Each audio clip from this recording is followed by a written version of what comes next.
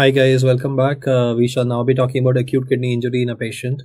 You would have noticed that nowadays we don't use the word acute renal failure because failure will occur after an injury. So our objective is to pick up the disease earlier.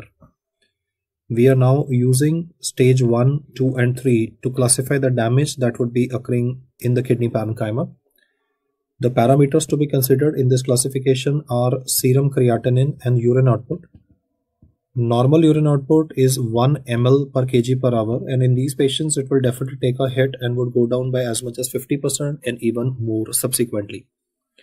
So if you read a question in which it is mentioned that the serum creatinine of the patient jumps up to 1.5 to 1.9 times of normal, then this increment of serum creatinine along with the reduction of urine output to 0.5 ml per kg per hour. Mark my words there. Earlier I was saying 1 ml per kg per hour. Now I'm saying 0.5. So it's a 50% reduction over a duration of 6 hours. Then we will say that person is having stage 1 AKI. Stage 2 is very easy to remember because you can remember for number 2, and I usually don't find anybody making a mistake in that. That is 2 to 2.9 times of normal increment in the value of serum creatinine. The urine output of the patient is down to 0.5 ml per kg per hour for a duration of 12 hours. When it comes to stage 3, nobody will make a mistake because it is number 3 to be remembered, an increment of at least more than 3 times of normal with urine output down to 0.3 ml. So here it is not 0.5, that's the only point to be remembered, 0.3 ml per kg per hour for 24 hours, and that would be stage 3. You can see here that it's very unlikely that you will mess up for 6, 12, 24, very straightforward. It's unlikely that you can ever mess up for stage 2 and stage 3. So mostly they'll ask you stage 1 only because stage 2 will be 2, number 2 to 2.93 would be more than 3 times, or maximum we can say that the absolute value of serum creatinine in this case is more than 4 milligram percent. That is obviously more than 3 times of normal. I mean, if you take upper limit of normal as 1.2, 1.3, then serum creatinine of more than 4 is obviously more than 3 times of normal. That would be substantially increased and would be called as stage 3 with obviously a decrease in urine output of an individual. You see, I'm not going to wait for a person to develop an anuria and then say that, okay, your kidney is damaged. We want to identify damage to the kidney relatively earlier. In fact, nowadays the guidelines are that why should you wait for as long as 6 hours to say that, okay, your kidneys are damaged. We should be able to pick it up in the first hour or the second hour. Like a person had a MI, he went into cardiogenic shock, then there's a kidney impact, the urine output is dropping. Or a person underwent a cardiac surgery under cardiopulmonary bypass. The problem in cardiopulmonary bypass is that it is non-pulsatile flow.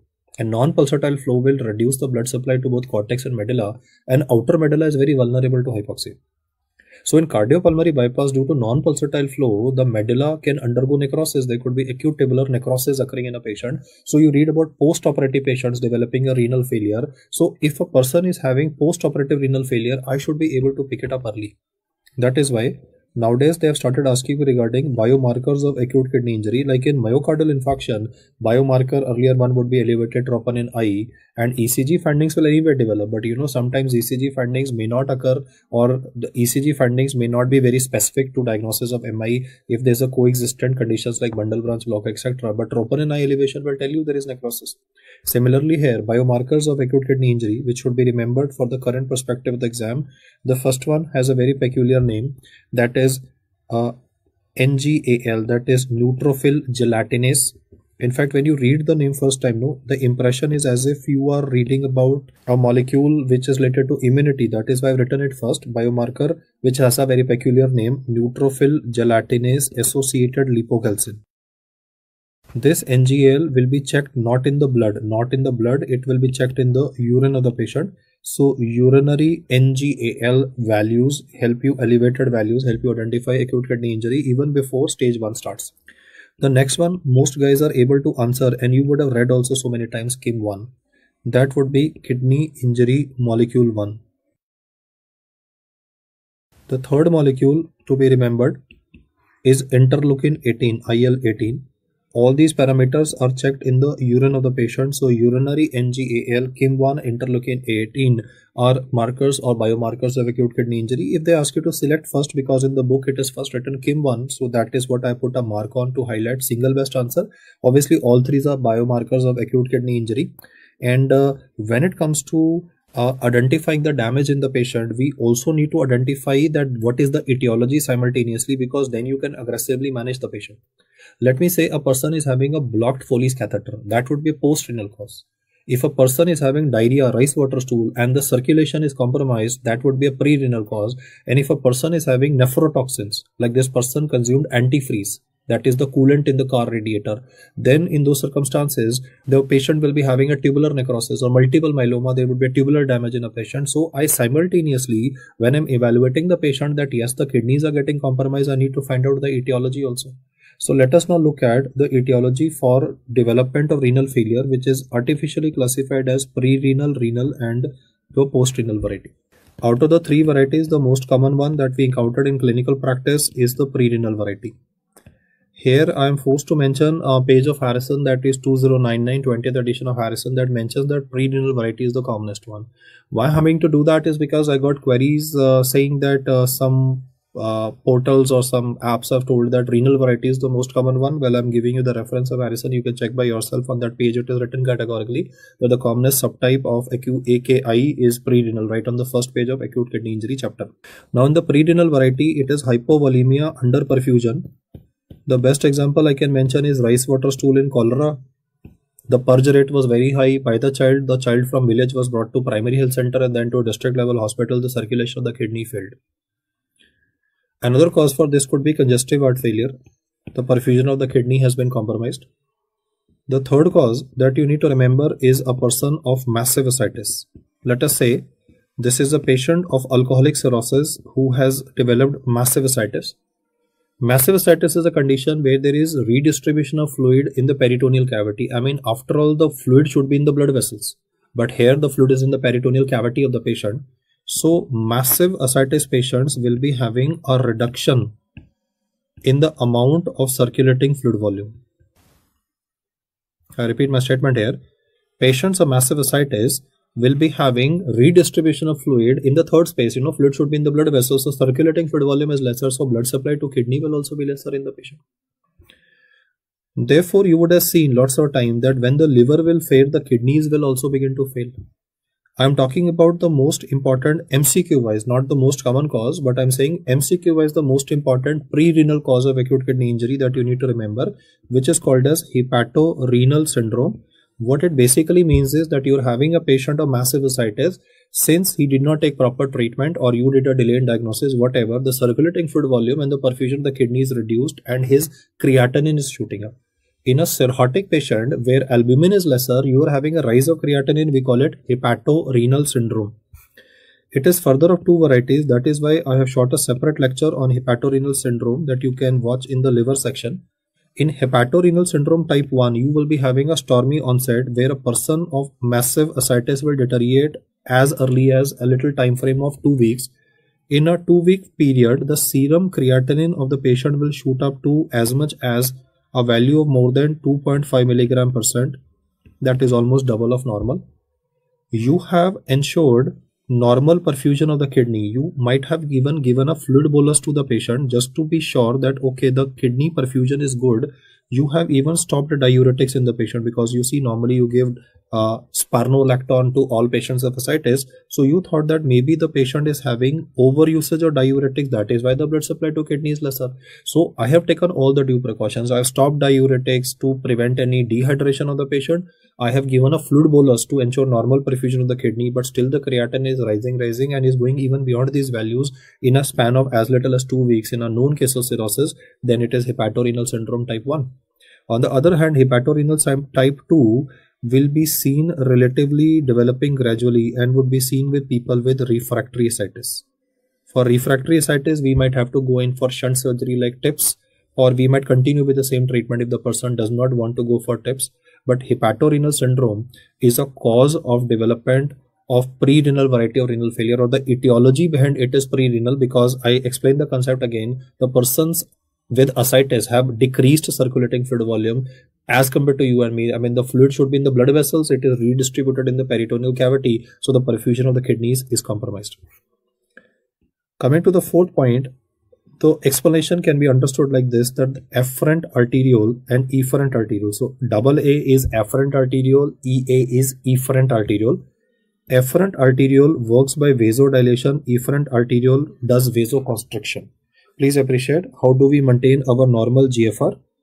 The afferent arteriole will dilate and the efferent will constrict. So there will be a generation of pressure in the glomerulus which is responsible for filtration. I repeat my statement. The afferent arteriole dilates thanks to prostaglandins. So blood will flow and efferent will constrict. So there would be a generation of pressure in the glomerulus that will help in filtration in a person who is, let me say, taking non-steroidal anti-inflammatory drugs. Like I have a patient who is a known case of chronic heart failure. This is an old man, chronic CHF. He's having osteoarthritis of his knees and he's taking painkillers daily. Now, a known case of heart failure with, let me say, osteoarthritis is taking painkillers regularly, then NSAIDs will inhibit prostaglandin synthesis and prostaglandins were responsible for afferent arterial dilatation. Now, afferent arterial dilatation will not occur. So, therefore, the blood supply to the kidney will be compromised and that is a pre-renal variety. So, why do you read that NSAIDs are a cause of pre-renal variety is primarily because the afferent arterial vasodilation which maintains the GFR, which maintains the flow to the kidney is compromised. Let's take another example. I have a patient of renal artery stenosis. He's unfortunately a patient of bilateral renal artery stenosis. It's a therapeutic misadventure and the doctor has started him on ACE inhibitors or ARB. In a person who is having bilateral renal artery stenosis, already the blood supply to the kidney is reduced. If you will give ACE inhibitors in a patient, it will further deteriorate the perfusion of the kidney because after all angiotensin II maintains perfusion. In this particular case, the balance between the afferent and efferent arteriole will be disturbed by using ACE inhibitors and therefore the perfusion of the kidney can be compromised. Another reason for this can be cyclosporin. Nephrotoxic drugs should be fitting into renal variety. Please appreciate that calcineurin inhibitors like tacrolimus, they are given in the renal variety of AKI, but cyclosporin per se affects again the renal hemodynamics and the balance between the afferent and the efferent arteriole which generates the filtration pressure is affected by these drugs and therefore they are mentioned as pre-renal causes. I repeat my statement again, cyclosporin is to be answered for a pre-renal cause because it affects intra-renal hemodynamics, but calcineurin inhibitors, that is like tacrolimus, is to be answered as a renal cause. Once we get the pre-renal data right, we will now focus on the renal causes of acute kidney injury in a patient. Well, we can divide this compartment wise. Either the problem can be in the glomerulus or the problem can be in the tubules. And lastly, it could be a vascular issue in the patient. These are the three categories that you need to remember. We will first handle the glomerulus and the vascular part, that is simple and straightforward to remember. Glomerular cause could be like acute glomerulonephritis, or it could be post-streptococcal glomerulonephritis. It could be lupus nephritis. It could be Goodpasture syndrome.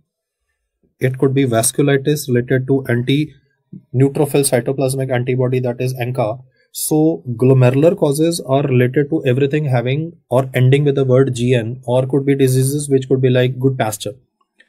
When it comes to vascular causes, one of the important ones, and I've shot a separate video for the same, is thrombotic thrombocytopenic purpura and hemolytic uremic syndrome.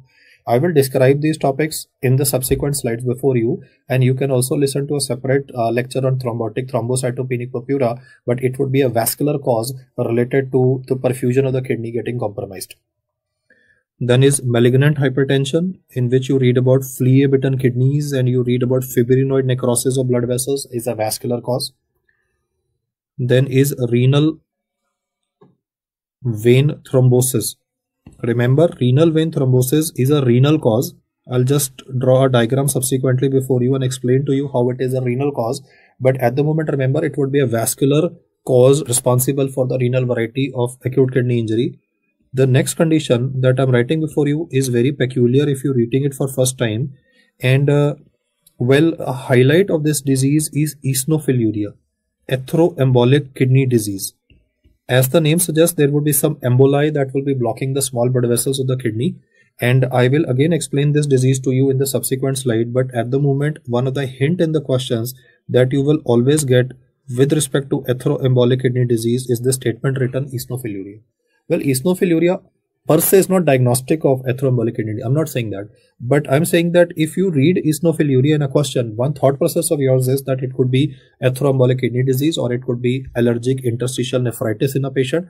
I'll explain why atheromyolic kidney disease develops subsequently, but at the moment the message is this is a complication that is seen with angiography. When you're doing angiography in a person, coronary angiography for example, then your catheter can brush against the atherosclerotic plaque and the atherosclerotic emboli will block the small blood vessels of the kidney and therefore vascular cause of renal failure will occur. When it comes to tubular causes of damage in the kidney, this will eat up a lot of space, so I need to be very particular about it. The mnemonic that I will use for remembering the tubular cause, which will be the most extensive list in the renal causes, would be remembered by the alphabet or mnemonic SIN. Well, S would stand for sepsis, I would stand for ischemia, and N would stand for nephrotoxins, which would be damaging the kidney parenchyma of the patient. Sepsis is straightforward. Mark my words there. What I am saying is not septic shock. I did not say septic shock. If it was septic shock, I would have said it is a pre-renal cause because perfusion is compromised. Sepsis itself can cause damage to the tubules. Why? Because sepsis, the toxins can cause tubular necrosis. The products which are produced in sepsis can contribute to tubular necrosis. So sepsis alone, not only septic shock, that's a complication of sepsis, can contribute to tubular damage. Then is the ischemia component. Well, to explain the ischemia component, I can tell you that 20% of the total cardiac output goes to the kidney. 10% of all the oxygen consumption that occurs in our body is consumed by the kidney. It's not working like the heart. Still, it consumes 10% of oxygen. The weight of the kidney when respect to the whole body is only 0.5%. Look at the statistics here. I said an organ whose weight is only 0.5% of the total body weight is consuming 10% of oxygen and is consuming 20% of the cardiac output. So you can see the functions that it is doing and the amount of energy it needs to do its functions properly so that the filtration processes are working properly. The outer part of the kidney is the cortex, the inside is the medulla. Remember MCQ wise that the outer medulla is the most vulnerable part of the kidney. Alternatively, remember that the S3 segment or proximal convoluted tubule is the most vulnerable part of the kidney. This does active functions and for that you need energy, and if there's ischemia, energy is not there, so the active functions would be lost and therefore in spite of the fact that there might be filtration across the glomerulus, the tubules are not going to do their reabsorption. They are not going to be performing properly. Like their job is to excrete potassium, their job is to excrete hydrogen, so you would have a hyperkalemia and a metabolic acidosis. I repeat my statement. The most vulnerable part of the kidney to ischemia is the outer medulla, especially is the S3 segment of the proximal convoluted tubule. So let me explain what I mean by the word ischemia causing tubular damage to the patient. Let us assume a person is undergoing some kind of a surgery for which anesthesia was required for 2 hours. But because the surgery continued due to some complications for 4 hours, the anesthetic had to give more anesthesia.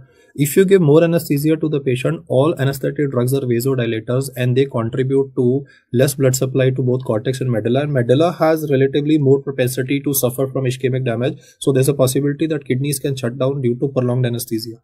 So post-operative, renal failure can be seen of the renal variety. This is because of the prolonged anesthesia that was provided to the patient that has caused ischemia of the outer medulla.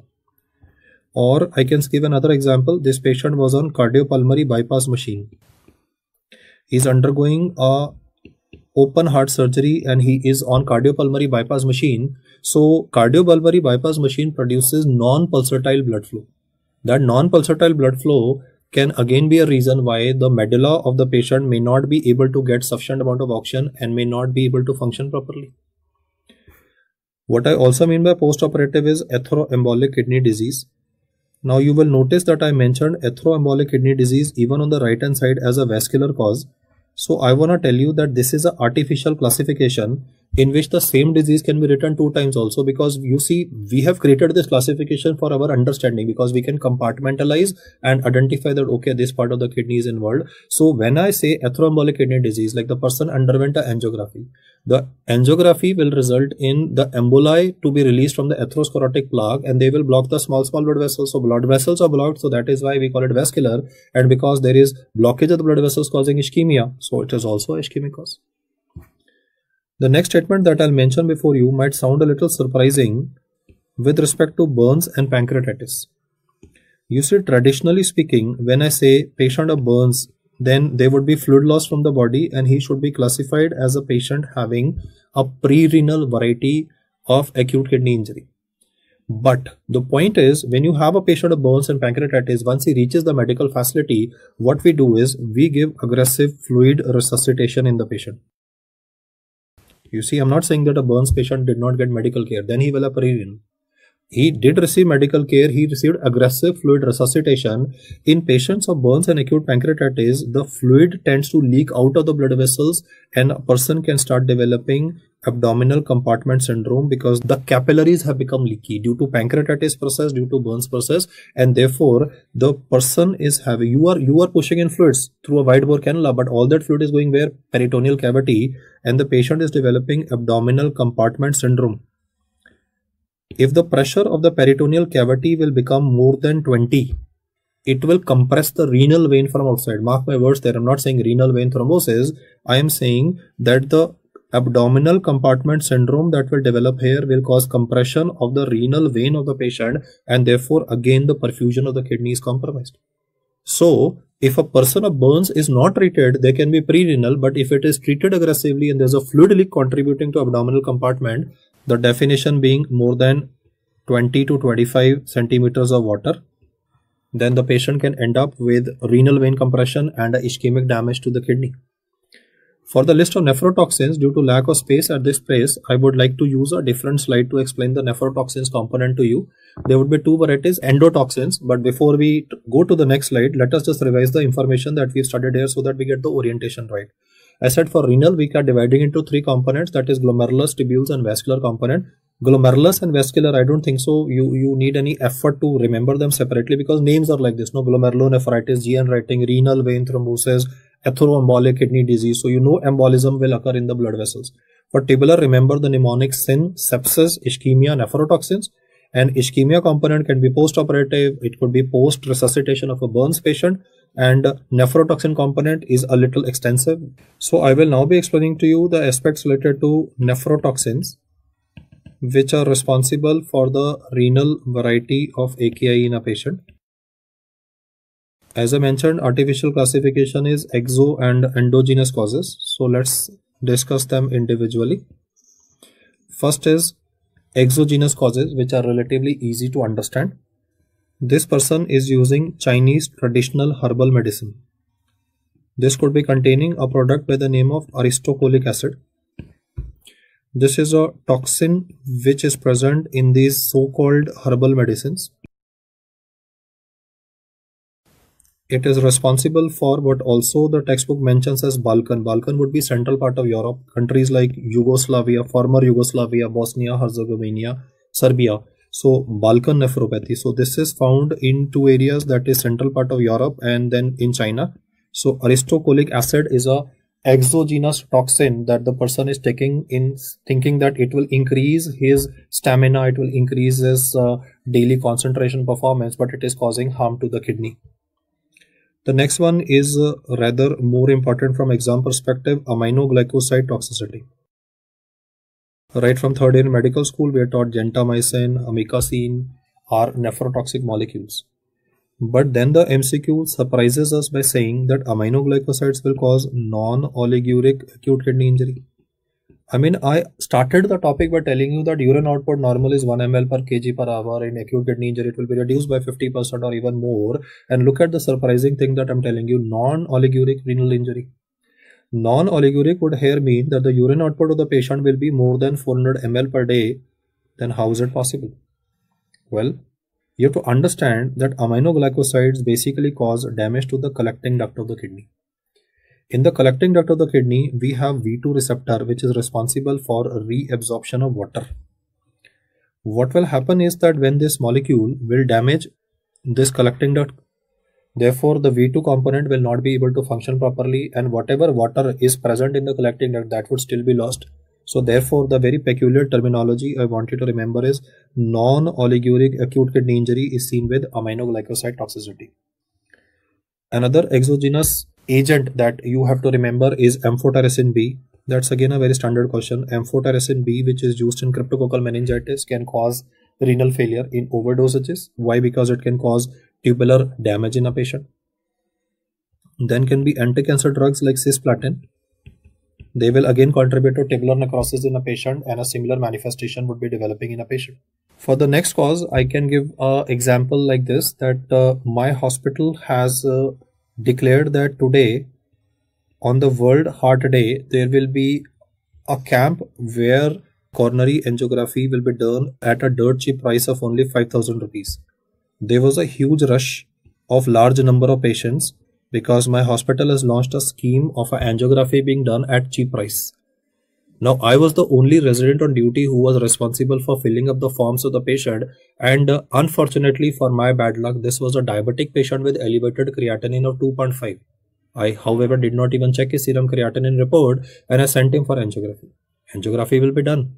But the bad news is, post angiography, his urine output is going to fall because the dye has to be excreted via the kidney, and his kidneys are already damaged, so the person will develop a contrast-induced nephropathy. Most of the time in contrast-induced nephropathy, recovery will occur by something like 7 days, but obviously relatives will not be very pleased with you. In fact, they can put up a court case against you saying that, doctor, you did not even bother to check kidney function before you did an angiography in the patient. So always, whenever you're doing a coronary angiography, especially in diabetic patients, do have a look at the serum creatinine report of the patient. At this juncture, I would also like to mention regarding an antidote for contrast-induced nephropathy, which is also taught for paracetamol toxicity, that is N-acetylcysteine. So the exogenous toxins are Chinese herbal medicine, aminoglycosides causing oliguric renal failure, ampho-B, cisplatin, and contrast-induced nephropathy. Let us now look at the endogenous toxins that are developing in a patient. Coming to the endogenous cause, one can be hemolysis, like this person has undergone massive hemolysis due to mismatched blood transfusion, and hemoglobin will block the tubules of the kidney. Or the person was crossing the road, a car went over the legs of the patient, so rhabdomyolysis, myoglobin will block the tubules of the kidney. My next patient is having multiple myeloma, where Bence-Jones proteins can clog the tubules, block the tubules, contributing to damage to the kidney, that is the tubules have been damaged, so it's a renal cause again. Then can be crystals, which I'll use my next slide to explain to you, but these are some of the causes for renal variety of renal failure from the toxin component. So let's just go back to the slide. I've talked about a mnemonic SIN, that is sepsis, ischemia, nephrotoxins. Nephrotoxins is what I've explained to you, and I will just use this opportunity to explain a little more what I mean by the crystals aspect here. 1. A patient has consumed antifreeze agent. What I mean by antifreeze is that you see in a cold Delhi in month of November, when temperature is 2 degrees Celsius, when you turn the ignition key of your car, the car will start with the first self ignition. That's because there's an agent in the car engine which will ensure that the engine doesn't freeze up or seize up, and it can start even in an extremely cold environment. Now this chap has consumed this antifreeze agent, and the end result is that this person will be having production of calcium oxalate crystals, and these calcium oxalate crystals will block the tubules of the kidney. The antifreeze agent may even be written as ethylene glycol poisoning. In fact, this is a question by itself, that ethylene glycol poisoning causes tubular necrosis due to, then your answer would be precipitation of calcium oxalate crystals, which will block the tubules of the kidney and cause this unfortunate complication. What will you do to prevent this from happening? You will use an antidote that you even use in methyl alcohol poisoning, that is fomepizole. So fomepizole is an antidote for two things. It is antidote for methyl alcohol poisoning and even for ethylene glycol poisoning, and crystals can cause damage to the kidney. Let's take up one more such scenario. This time I'm describing a patient with a blood cancer. I've shown a cancer cell. Cancer cells will always be having an extensively basophilic nucleus. extensively basophilic nucleus. The nuclear cytoplasmic ratio will also be distorted. So blood cancer will always be having what we call as anaplasia. Anaplasia implies that the nuclear cytoplasmic ratio is distorted. The nucleus is more basophilic, and more bigger nucleus means that it will be having more amount of DNA. The importance of knowing this would be that DNA will break down to produce uric acid, and those crystals can block the tubules of the kidney. What I'm explaining to you next with respect to crystals is called as tumor lysis syndrome. I am planning to start chemotherapy in a patient of blood cancer. The good news is I will kill the blood cancer, but the bad news is when you will kill these blood cancer cells which are loaded with potassiums, millions and trillions of them simultaneously, then potassium in the blood will suddenly rise. Whenever you give chemotherapy to any patient, the sudden death of multiple cancer cells will cause hyperkalemia. The adenosine triphosphate will generate phosphate, and this phosphate will chelate with calcium. Remember my words, the high phosphate will chelate with calcium, so ionized calcium and total calcium values will decrease because phosphate is binding to it. And the DNA breakdown in the patient will result in production of uric acid. These uric acid crystals will block the tubules of the kidney and would contribute to development of acute tubular necrosis and a renal shutdown in the patient. I was thinking that I'm doing benefit of the patient, but unfortunately I'm having a renal shutdown. Well, the learning from this discussion is that whenever you are planning to start chemotherapy in any patient, don't start chemotherapy in the evening hours and then go back home. Why? Because there would be less doctors in the hospital to monitor the case. So if you have to start chemotherapy in a patient, one, you should start in morning hours. Why in morning hours? Because one, more doctors will be available to monitor the patient, and second, if I plan to start chemotherapy in my patient, let me say tomorrow morning, then today before I go, I have to ensure that I start a normal saline drip in the patient to ensure adequate hydration of the patient. I want to achieve good hydration and a good diuresis of the patient, and if he will be distressed by going to the washroom again and again, walking to the washroom again and again, I can put in a condom cath in the patient so that he is avoiding the hassle of going to the bathroom, but kidneys will be well perfused before chemotherapy started. So today evening, before I went home, I ensured good hydration of my patient, and tomorrow morning I can start chemotherapy. Unfortunately, in spite of all the precautions I took, still tumor lysis syndrome does occur or can occur in the patient. In those circumstances, what will you do? You will ensure hydration of the patient. You will start furosemide drip. That's the standard protocol. Do not give furosemide bolus, but give a furosemide drip to the patient. Then the drug that can be added here is allopurinol, because it will inhibit the synthesis of uric acid, would be given intravenously. You will also use a drug by the name of rasburicase that will break down the uric acid, which is causing blockage of the kidney tubules of the patient. Though there are side effects with rasburicase, I can say the fact that overall the drug of choice for tumor lysis syndrome is rasburicase only, but the first line management for the person is not rasburicase. We will start fluids, give furosemide, give allopurinol, then give rasburicase to the patient. To the previous batch, I taught them urinary alkalinization, but now urinary alkalinization has been removed from the protocol of management of tumor lysis syndrome in a patient. So if you're listening to this lecture a second time, you will notice a slight shift in the information, in a sense that urinary alkalinization that I spoke earlier, I have mentioned that it has been discontinued.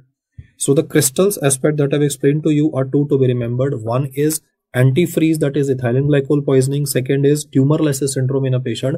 Both of these are responsible for tubular shutdown and explains the toxins, which are the endogenous toxins, which will cause a renal compromise in the patient. I shall now explain to you regarding one of the vascular causes responsible for renal variety of acute kidney injury. The topic that I'll explain here is RVT, renal vein thrombosis. Let us assume this to be a representation for the renal artery and the subsequent one for the renal vein. And my patient is unfortunately having a thrombus occluding the renal vein. Therefore, the blood is going in the kidney, it is not able to come out.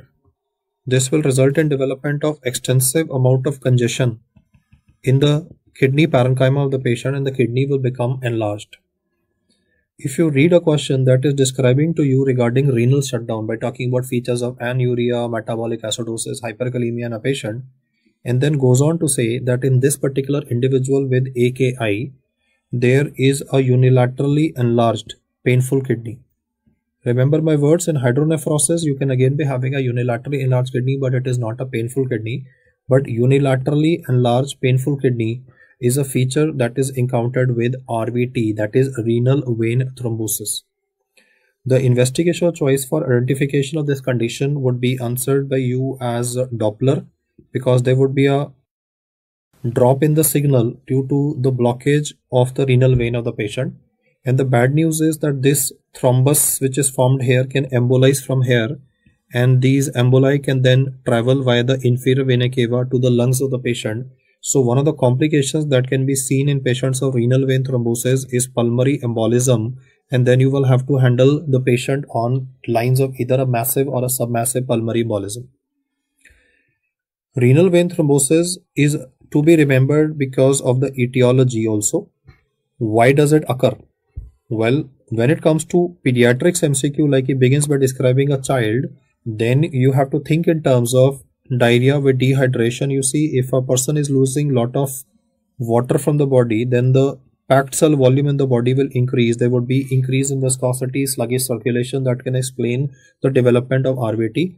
If it comes to adult, then the cause is very peculiar. It is associated with one of the causes of nephrotic syndrome in geriatric population, that is MGN, which is called as membranous glomerulopathy. So RVT or renal vein thrombosis can cause pulmonary embolism. It is caused by, so one is the manifestation of it, one is the cause of it. Both have to be remembered. Hydronephrosis has a unilaterally enlarged kidney but never a painful kidney in a patient. Another aspect, though I have spoken about it, but still I can say a few more words, are like this. Crush injury will always be having a red color urine.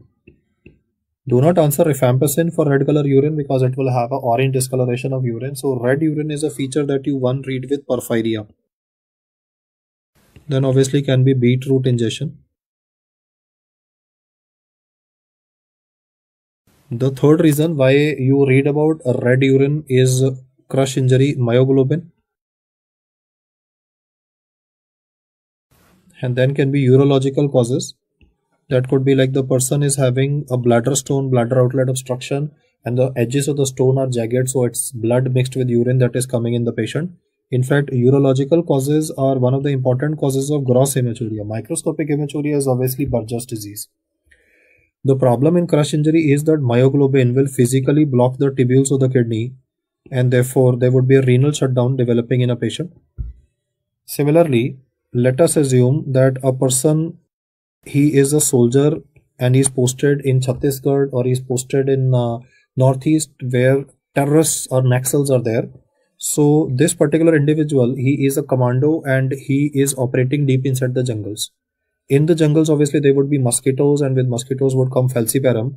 So when these troops go out on missions, the doctors attached to the unit will give sufficient amount of artesunate to the soldier, explain to him the symptoms of malaria, and tell him that if you start having fever, chills, you have to start taking artesunate.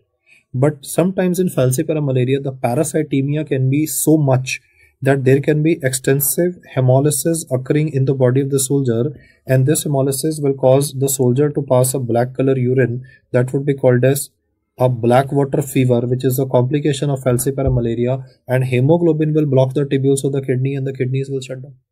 So it could be crush injury contributing to this, it could be falciparum that could be contributing to the same, that is hemoglobinuria will be blocking the tubules of the kidney. The manifestation can be written as black water fever.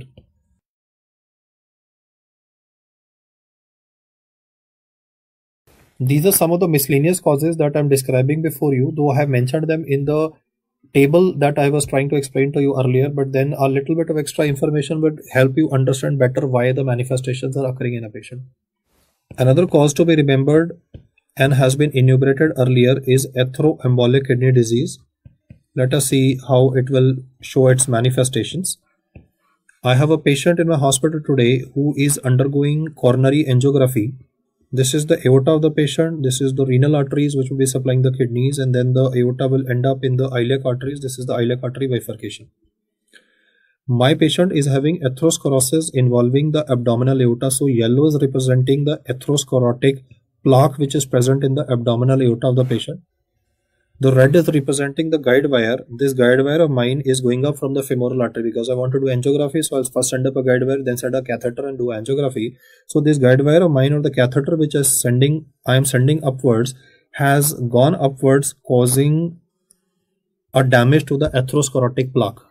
You can now notice the fact that once this catheter scrapes against the atherosclerotic plaque, there could be formation of multiple embolic fragments of this atherosclerotic plaque, which will then travel downstream into the renal artery of the patient, into the smaller blood vessels of the kidney, and will cause ischemia of the kidney. It will contribute to blockage of the small blood vessels of the kidney. So this would be classified as both a vascular cause as well as a ischemic cause for shutdown of the kidney of the patient. Atheroembolic kidney disease is also a complication that is encountered post angiography. There is a renal shutdown. I have today described two scenarios to you where a person in my hospital underwent a coronary angiography and a renal shutdown is present. If you read regarding post angiography renal shutdown, and he also mentions regarding a urine microscopic examination finding of eosinophiluria. He also mentions the fact that in this patient the pre-existing kidney function test, serum creatinine that was done before the procedure, I'm writing the word pre, before the procedure was normal, and post procedure the creatinine value has jumped up to double or maybe triple, then it is atheroembolic kidney disease.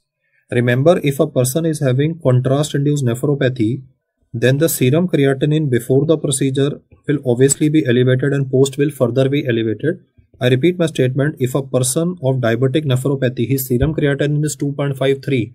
I was busy in a sense that I did not even look at his report properly. I sent him for angiography just like that without checking the KFT report of the patient, because the creatinine before the procedure is already elevated and post will be elevated even further. This indicates that person has undergone a contrast-induced nephropathy and has a relatively good prognosis. Recovery occurs by usually 7 days because the kidney will finally able to excrete the dye. But in atheroembolic kidney disease, we have a relatively bad prognosis. And what are the hints in the question? I repeat once again, eosinophiluria and pre-procedure serum creatinine is normal, and then there is an elevation of creatinine. It means it is atheroembolic kidney disease. If primarily it was already elevated and there is a further spike, it is contrast-induced nephropathy in a patient. Another point that might help you in MCQ that this is a patient having atheroembolic kidney disease could be this word written, that is livedo reticularis, which means the fact that these atheroembolic emboli will spread via not only into the renal artery but into the whole body of the patient, reaching out to the skin. So you would be having a fishnet appearance of the skin. This fishnet appearance of the skin is called as livedo reticularis.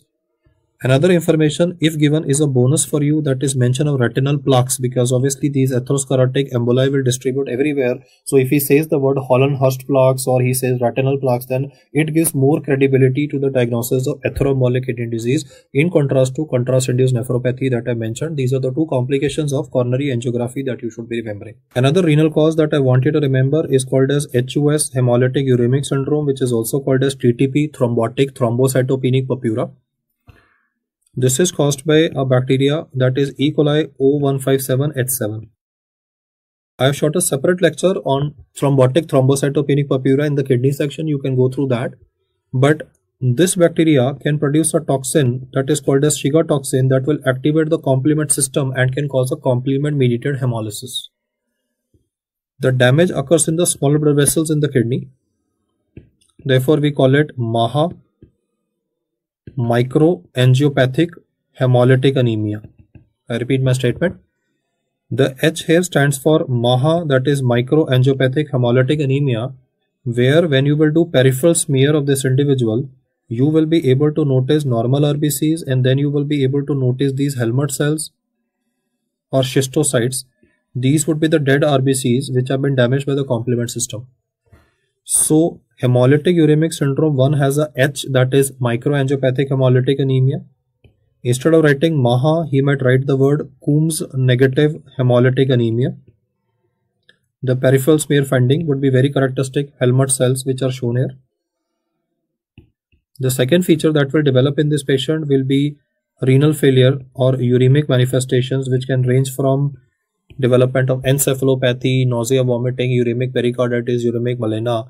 So he will describe two things. First, he will say that the person had diarrhea/dysentery, and approximately after 7 days or so, he is having severe hemolysis. The relatives are thinking that your medicines that you gave for treatment of diarrhea have caused some reaction. Even you might get an impression like that. You treated somebody with a drug and suddenly his hemoglobin is falling. Relatives are asking you for questions. They're saying, sir, what happened? This guy's hemoglobin was 15, suddenly it dropped to 5. He might even go into heart failure. So he was treated by you by maybe antibiotics or conservative management, but the end result is that this bacteria is causing destruction of red blood cells. It is causing microangiopathic hemolytic anemia and a renal shutdown in a patient. So this presentation is usually called as typical hemolytic uremic syndrome. It might even be written as D positive HUS. You might also read the word D negative HUS. So drugs can contribute to anti-cancer drugs, anti-rejection drugs. They are known to cause similar presentation of causing a hemolytic anemia followed by uremia in a patient. So D negative hemolytic uremic syndrome is seen with drugs. It is called as atypical HUS, and typical is going to be seen with E. coli O157. This would again be called as a renal cause. And one more very interesting fact that I would like to say about HUS is that don't give antibiotics. Studies have shown that giving antibiotics in hemolytic uremic syndrome rather worsens the mortality rate by as much as 17 times. Why? Because when you kill this bacteria, the toxin that is released in sudden large amounts causes extensive complement activation and causes sudden deterioration of the patient. So we manage these patients conservatively, and if required, we might have to do even dialysis in the patient for management of the uremia component. So these is a list which I took a while to describe the renal causes. And last but not the least, I'll mention the post-renal causes, which are relatively simpler and easy to comprehend. For the post-renal causes, one can be obviously bilateral stones in a patient at a pelvic-ureteric junction. But because that is relatively, I would say, very unlucky patient, that is having two stones both at the pelvic-ureteric junction causing a post-renal failure, we will talk about a cause which is rather more important, and that would be bladder outlet obstruction. Like in this case, I've shown a person having BPH, benign prostatic hyperplasia. He's having poor urinary stream, and if he does not get surgery done, then the median lobe enlargement can even cause urinary retention and subsequently a renal failure. Instead of BPH, it could also be a blocked Foley's catheter, or it could be bladder outlet obstruction due to stones. It could be bladder outlet obstruction due to tumor. Then can be possibility of bilateral ureteric fibrosis, as I've shown here before you. This bilateral ureteric fibrosis that I have highlighted could be associated with scleroderma, or could be seen with a drug that is bleomycin. I'll just mention the name here, bleomycin. Also with connective tissue disorder, in which you get anti-topoisomerase antibody positive. These are the associations that are to be remembered by you for post-renal variety of acute kidney injury, and if we ask you to select one, it would be benign prostatic hyperplasia. Let us now look at the clinical features that would be seen in these patients. Clinical features of acute kidney injury. The reason why the patient will come to you will be primarily because of the fact that the urea in the body will start accumulating. This urea will start causing irritation of the stomach mucosa of the patient, and therefore most patients, due to elevated urea causing irritation of the stomach mucosa, will be having development of very severe vomiting. One of the early symptoms in these patients is not going to be answered by you as renal shutdown, because that takes time to happen. It will be rather vomiting in a patient. The elevated urea will irritate the diaphragm of the patient, and irritation of the diaphragm of the patient will be responsible for development of hiccups. So most patients are having GI complaints initially. The urea that will accumulate in these patients will also be responsible for inflammation, or it's a toxin mediated damage to the pericardium. It will cause pericarditis that will explain the chest pain, which might be severe enough to necessitate a hemodialysis. As the levels of urea in the body will rise, the elevated urea will cross the blood-brain barrier. And once it will cross the blood-brain barrier, then water will also go, because urea is an osmotic molecule. So to balance the load of urea, water will also go in the brain. And when water will go in the brain of the patient, water going into the brain of the patient, that will cause cerebral edema. Cerebral edema will cause encephalopathy to manifest in the patient. And before the development of encephalopathy, you might be able to demonstrate the presence of asterixis in the patient, that is flapping tremors. The toxins are causing problems for this guy.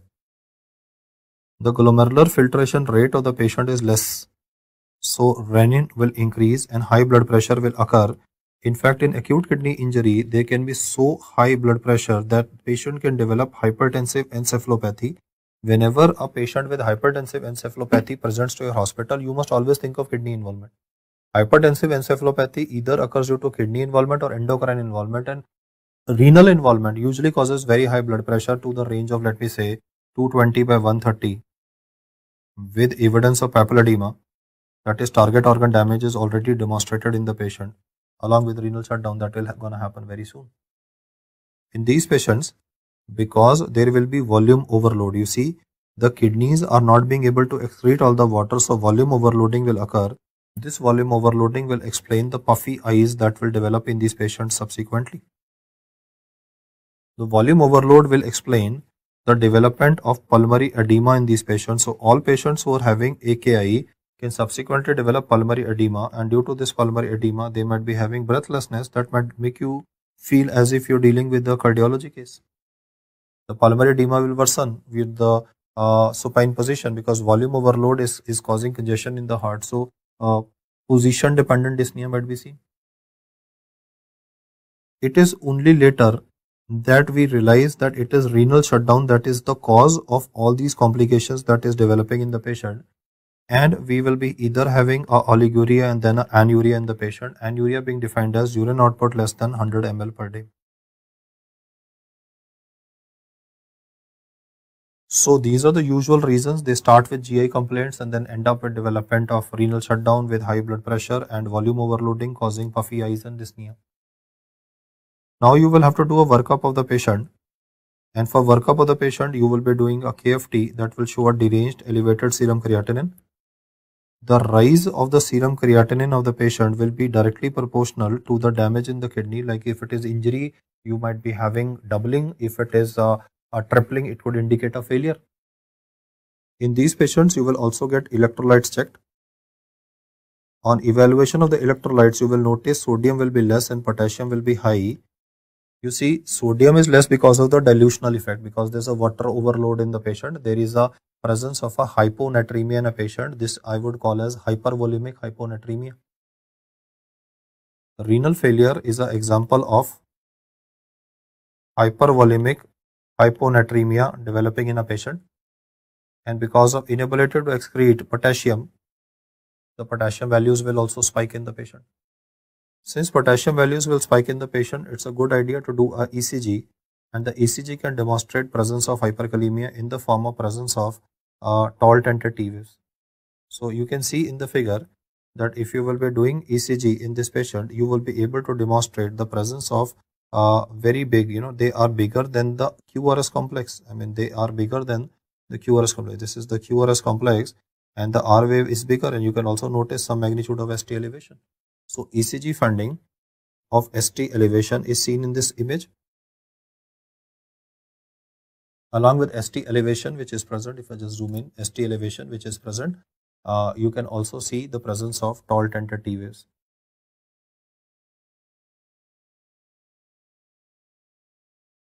In all of these patients, you will also be getting ultrasound of the kidneys done to rule out the postrenal causes.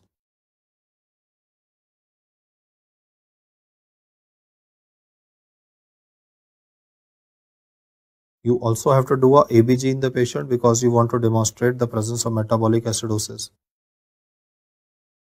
Whenever the kidneys in the patient are damaged, the pH of the patient will be lesser. pH of the patient will be less than 7.35 and bicarbonate values in the patient will be less than 22. So metabolic acidosis will be a manifestation in the patient. Once you've demonstrated the electrolyte imbalance and acidosis in a patient with development of deranged KFT, your job is to now identify which type of renal failure it is, whether it is a pre or a renal variety. Post-renal can be picked up on ultrasound, but for pre-renal and the renal variety, the description is like this. Listen to the input, then I'll mention the test. Let me say this is a representation of the glomerulus, the tubules. Afferent arteriole, efferent arteriole, and then the tubules. You see, the point number 1 to be understood is that in the proximal tubule, you have transporters which help in absorption of salt, which help in absorption of sugar. Like I have shown a transporter that is responsible for salt, sugar, and it also helps in absorption of water. So SGLT2 is what is represented here in the tubules. It is responsible for absorption of salt and water. If in a patient there is a tubular damage, that is the renal variety, then I'm just symbolically putting a cross here to say that this function will not occur. If this salt absorption will not occur, you can see that all the salt will be lost in the urine of the patient. So on the right hand side of the patient, since the patient will be having salt wasting, because salt can't be absorbed, tubules is damaged, I will be checking urinary sodium of the patient, and the urinary sodium of the patient on the right hand side will be relatively high. The reason why urinary sodium is high is because salt is not getting absorbed. On the other hand, let me say my patient is having cholera. In cholera, there is water loss from the body. So patient will be having less perfusion of the kidney, dehydration that can cause renal shutdown in the patient. If a person is having dehydration, the blood supply to the kidney in the glomerulus is lesser. Because the blood supply to the kidney is lesser, this transporter will try to upgrade the absorption of salt, water, and sugar. So I will just symbolically show that there is more salt, there is more water that is coming back. I have just made the arrows relatively bigger to say that the body is trying to reabsorb the osmotically active molecule like salt. It is trying to reabsorb water so as to compensate for the dehydration component of the patient. Therefore, in this particular case, because all the salt will go back, the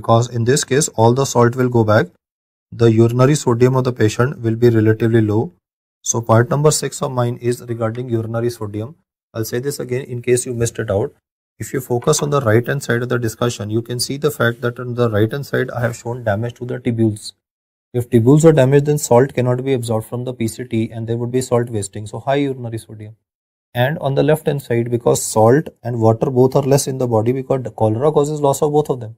So body is trying to reabsorb the salt and the water, and therefore you will notice that urinary sodium would be low, and therefore the test that I am describing here before you is urinary sodium, or it is also written as FeNA. FeNA would stand for fractional excretion of sodium.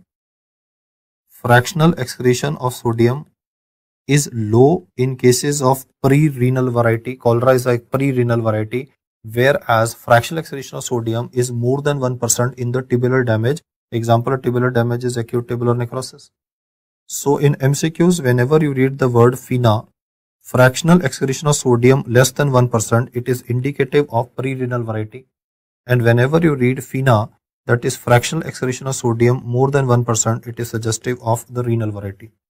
You can differentiate between the pre-renal and the renal variety of kidney failure by doing a fractional excretion of sodium in the patient. We can practice this once more. Look at the representation for pre-renal and the renal variety. Let's start from the right hand side. What I will do is I will talk about another test that is called as urine osmolality. You can see that on the right hand side, let me just zoom it in, right hand side. You can see that water is not getting absorbed. If water will not be absorbed, even water will be lost here. If water will be lost in the urine, just get by my English words. In this case, water will be lost in the urine of the patient. So urine will be relatively dilute. So the urine osmolality of the patient on the right hand side will be relatively low. I'll repeat the data again. You can focus on the right hand side of the image. You can see water is not getting absorbed. So water will be lost in the urine, and loss of water in the urine means urine osmolality will be low. Whereas on the left hand side, water is gonna be reabsorbed. So when you check the urine osmolality, the urine will be concentrated. Urine osmolality can also help you in identification. Urine osmolality is always higher in the pre-renal variety. Usually the urine osmolality in the pre-renal variety is in the value of 500 milliosmoles or higher, and the urine osmolality in tubular damage is usually in the range of lower side, that is 300 milliosmoles or around about that value. So two tests that can differentiate between whether it is pre-renal variety or the renal variety is urinary sodium and urine osmolality. I repeat again, urinary sodium and urine osmolality can help you in differentiating between the two varieties of renal failure. In case the urinary sodium is high and urinary sodium is low, urine osmolality is low, it means the fact that there is a salt wasting and there is a water wasting also. Water wasting will cause urine to be dilute. On the left hand side, cholera, body is trying to get back all the water it can because there is loss of water, survival instincts, right? So body will try to get back all the water. So urine will be concentrated and there will be less salt loss also because the body will try to get back most of the salt back into the body. FeNA, fractional excretion of sodium, is one of the best ways to identify the pre-renal variety from the tubular damage, that is the renal variety, apart from the other tests that I mentioned. And then will be the treatment of the patient. For treatment of acute kidney injury, you will have to maintain fluid balance in the patient. So the input of fluids that you give to the patient will be equal to the urine output of the patient plus insensible losses. Like if urine output is 0 in the last 24 hours, then only replacement for insensible losses will be given. Insensible losses are in a range of 400 ml to 800 ml. Insensible losses are in the form of water vapor. Like when we talk, when we breathe, there is loss of water from the body, water vapor. Insensible losses are also in the form of stool, having water loss. So two main mechanisms of insensible water losses are water vapor and stool containing water. Sweating is also a component that is related to not exactly insensible losses, but I would just like to say the fact that if the patient is in an air conditioned ward, sweating will almost be zero, and most of the wards nowadays are air conditioned wards. So sweating will not be occurring, though in government hospital, if you know a patient is in a hot Indian summer in a ward, sweating will occur. So we need to in a non-AC ward, I will take the insensible losses to be in excess of 800 ml. And in case of air conditioned ward, I'll take it on a lower value, like something in an average of 600 ml. So the point is as simple as this, that insensible losses is a range of 400 to 800 ml, water vapor and water sensory losses, water losses in the stool. Sweating is less likely in an air conditioned ward to be a cause. So if sweating is a component, yeah, I should give insensible losses on the higher side. I'll give insensible losses as 800 ml if sweating is present in a patient. So input fluid that I can give to the patient is 10% dextrose. I would not like to give any electrolyte rich solution at the moment because there is a dyselectrolytemia. So all I would like to give is some water and some calories for the patient, and that will be proportional to the urine output of the patient. Let me say the urine output of the patient is 0 ml. Then only I will give 400 ml of 10% dextrose in the entire day to the patient. This 10% dextrose is the input fluid which is required for the patient. Some water requirement for insensible losses has been provided with calories. I will now be adding furosemide to the bottle of IV fluid, or you can give it via infusion pump. Never give furosemide bolus to establish renal failure. We should be giving furosemide in the form of a drip to a person having a renal failure, so that we can enhance the glomerular filtration rate. I want to achieve diuresis in a patient, and I want to wash out the toxins from the body. In these patients, because there is a dyselectrolytemia and there is a hyponatremia in a patient, hyponatremia correction might be required. If hyponatremia is serious enough to cause seizures, if hyponatremia is causing development of seizures in a patient, then you might have to give hypertonic saline to the patient, that is 3% saline. There is no need to give 3% saline if hyponatremic seizures are not present in a patient. The correction obviously has to be slow to prevent pontine malinosis. For management of the hyperkalemia of the patient, especially if the values of potassium are in excess of let me say 6.5 milliequivalents, then in a patient the risk of cardiac arrhythmias will increase.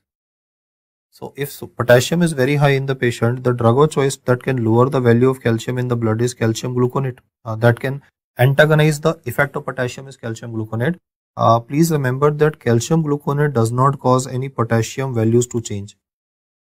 It is insulin drip that is used to send potassium inside the cells. So this would be a regular insulin drip that would be given to the patient to send potassium inside the cells. Only insulin causes potassium influx into the cells. Calcium gluconate is just given to antagonize the potassium effects in the patient. So calcium gluconate is the drug of choice for acute hyperkalemia followed by insulin drip. I can also be using salbutamol nebulization for the patient. It will also send potassium influx into the cell. If in spite of everything that I have said here before you, the potassium values are very high, I might have to do hemodialysis in a patient. Hemodialysis is the most effective method. If the question is asked as, which is the most effective drug for management of patients of hyperkalemia, if the question says, what is the most effective drug to lower elevated serum potassium, the most effective drug to lower is insulin. But if the question says, what is the most effective method to lower the serum potassium of the patient, then the answer is hemodialysis. Therefore, dyselectrolytemia and fluid balance is of paramount importance for management of the patient. If the patient is having metabolic acidosis, which will obviously be present, if the pH of the patient is less than 7.2, intravenous soda bicarbonate may be given to the patient to stabilize the pH of the patient. Because the blood pressure of the patient is very high, patient has gone into hypertensive crisis, he has gone into hypertensive encephalopathy. So for management of hypertensive crisis / hypertensive encephalopathy, the molecule that I will be giving to the patient can be intravenous labetalol. I can either be using labetalol in the patient, or instead of labetalol, I have multiple other drugs available like phenoldopam or urodipil that can be given to the patient. So drugs like nicardipine are available. I mentioned that in the CNS component actually. So nicardipine, labetalol, phenoldopam are molecules which are useful for hypertensive crisis. So all the derangement that I have mentioned here before you can be managed medically. But uremia and its manifestations like uremic pericarditis, uremic encephalopathy cannot be managed with drugs. So once uremia features will develop in a patient, you will anyway have to do a hemodialysis in a patient. Question to you guys why I write it is that where will you do a hemodialysis from? Because here you don't have time to create a fistula. You see, if hemodialysis needs to be done something like 3 times per week for like whole life of the patient, I will be creating a fistula between the radial artery in the basilic vein. That is a Semino-Brescia fistula that I mentioned in the initial discussion. Now here hemodialysis needs to be done once or twice, maybe 3 times. We do not need to do dialysis again and again.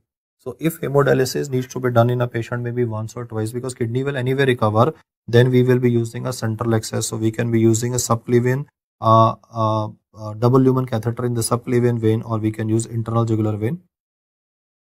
Hemodialysis from internal jugular vein or hemodialysis utilizing the subclavian vein is to be done in those cases where the uremia features are developing, and hemodialysis is the most effective method to treat this patient, and then recovery will occur. Once the patient will go into a recovery phase, then there will be passage of large amount of urine.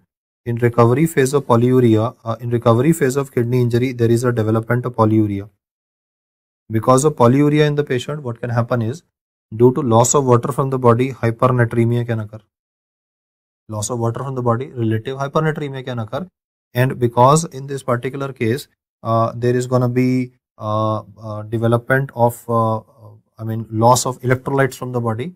So most of these patients, the electrolyte imbalances can be opposite. Electrolyte balances can be opposite. Like instead of hyperkalemia, he can be having hypokalemia again because of the urinary loss of potassium.